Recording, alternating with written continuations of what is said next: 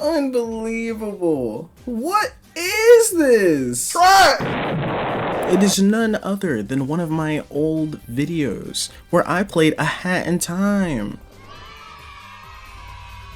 Honestly, I ran out of challenge ideas because everything's already been done, or it's a super hard challenge run that's either no death or no hit. So I decided to just go back to something simple, some of my old videos. And I'm not gonna lie to you, after watching this, it made me like both smile and kind of sad. This show was really bad.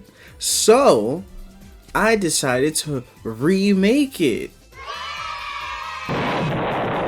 Of course, not a full remake. I'm just kind of re-looking at the video, but with you guys. Some of the old jokes, maybe re-edited. Some things changed up. But without further ado, let us begin. 1990.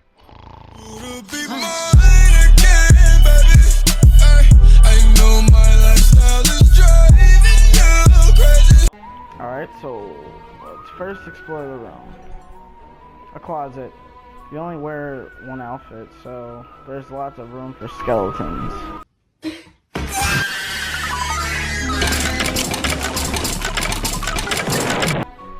kind of creepy. So this is my spaceship. Bad start. We already not cooking. Not gonna lie. I'm pretty disappointed with younger me. I thought this junk was gas. It was not. But hey man, maybe it gets better. Let's skip ahead a little bit. Let's see what we was working with.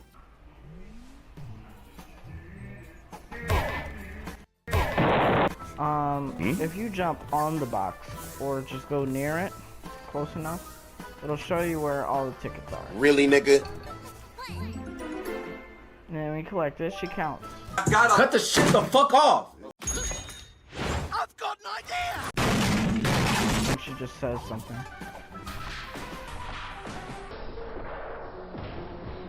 Alright, coming back with the instant replay of Hat Kid absolutely disrespecting this little birdie. Not only did she dive at him like a human missile, but she also performed a front flip off of his head. You can't have a game based off of hats without Larry.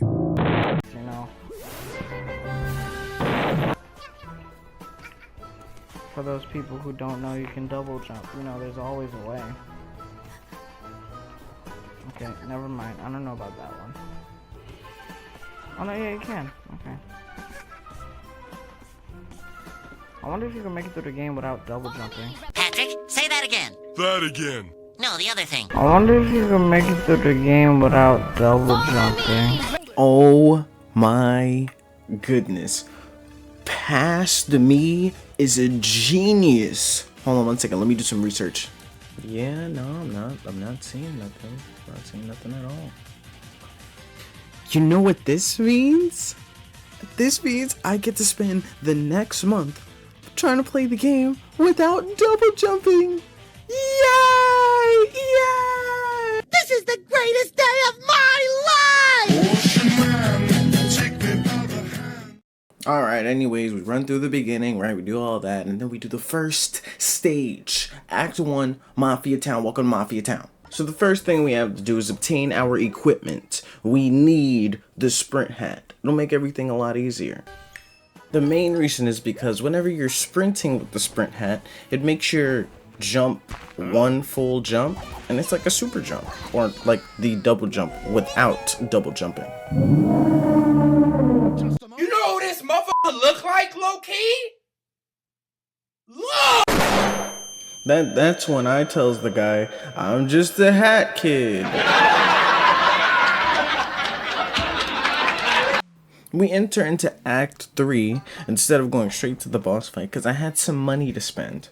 And also I wanted to get the sprint hat as fast as possible. You didn't see this.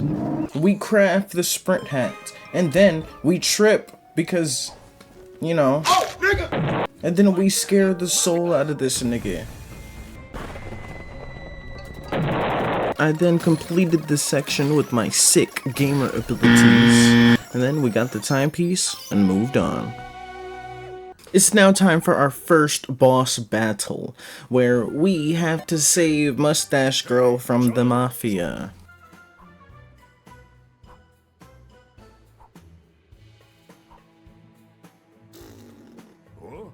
He did not like this, so it initiated the boss battle. Now there's no jumps really required for this fight other than like the one jump to do a homing attack, but like other than that, like it was really easy. It was really simple. So this real buff guy, right? Like I sent him to space, and it was with an umbrella. Like I know, right? I know, right? I befriended Mustache Girl, and we had to do the DAP test.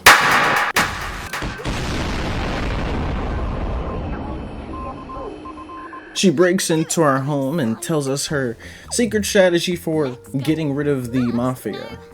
We smash them together into mush and put their remains in a jar. What? We sell the jar for pocket money. That'll be the ultimate salt in the wound. What?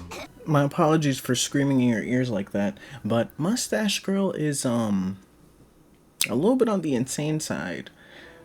So we go to the next level, and now we're gonna have to fight the boss, the Mafia boss of the whole city. Before we do that, though, we have to buy some badges from... I don't know what this is. He looks like the marionette, but like a lot worse. Like this guy, he's pure nightmare fuel. Like imagine this jumping at you in finale.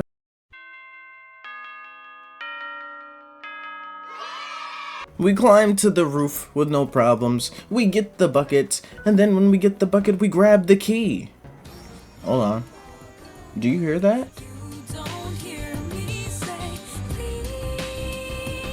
So we fight the boss, and then I was starting to do this little, like, I don't know if it's a glitch or what it is really, but like if you hold the run button and keep jumping, you kind of like hop back to where you were.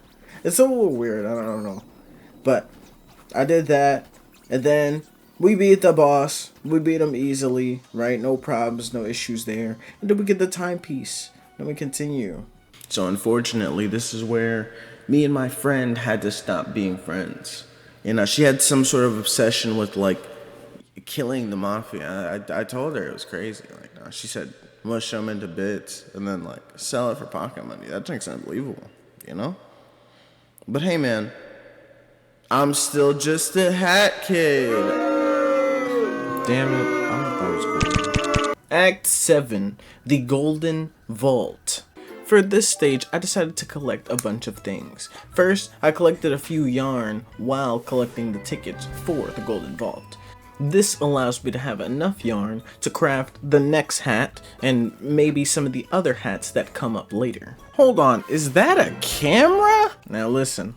I know I'm not a photographer, but am I clean though? Bruh, look at this dude. Wait till you see the... No, no, no, no.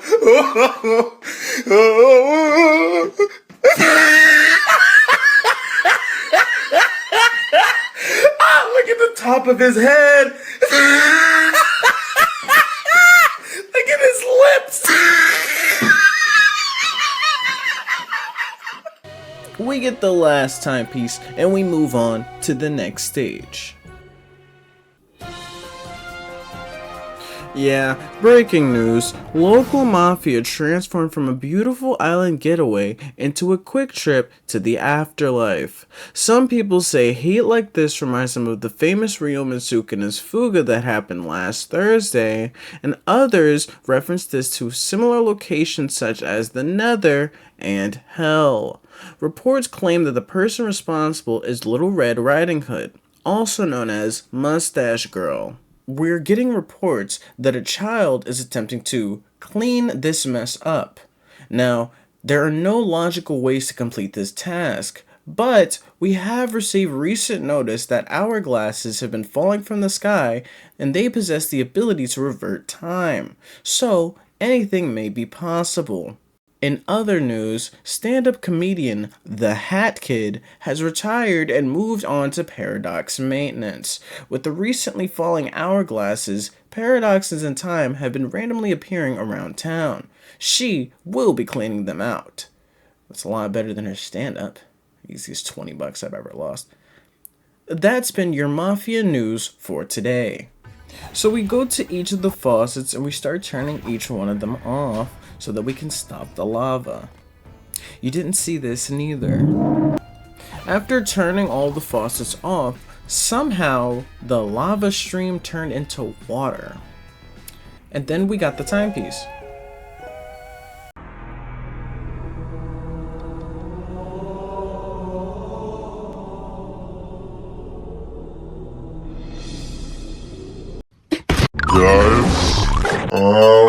Guys?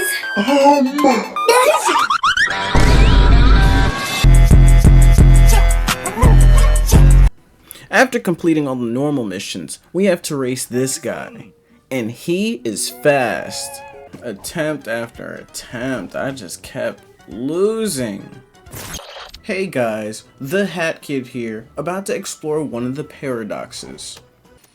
Now, personally, I'm not a parkourist, but this was pretty easy. Then I lost again and again. Now, naturally, as the Hat Kid, I'm supposed to tell you my stories, right? You know, that's just that comedian stuff. But this time, I'm not going to tell you my stories. I'm actually going to tell you a whole brand new story that the Paradox showed me themselves. Yup, the Paradoxes, that's them. That's them. It was a story about the origins of the Mafia. The Mafia boss used to own a fish factory, and then he wanted to live on an island, so he asked the Mafia crew if they wanted to go. They said sure. Damn, that's the end of the story. What does this say? You're missing a key item. You won't be able to complete this act.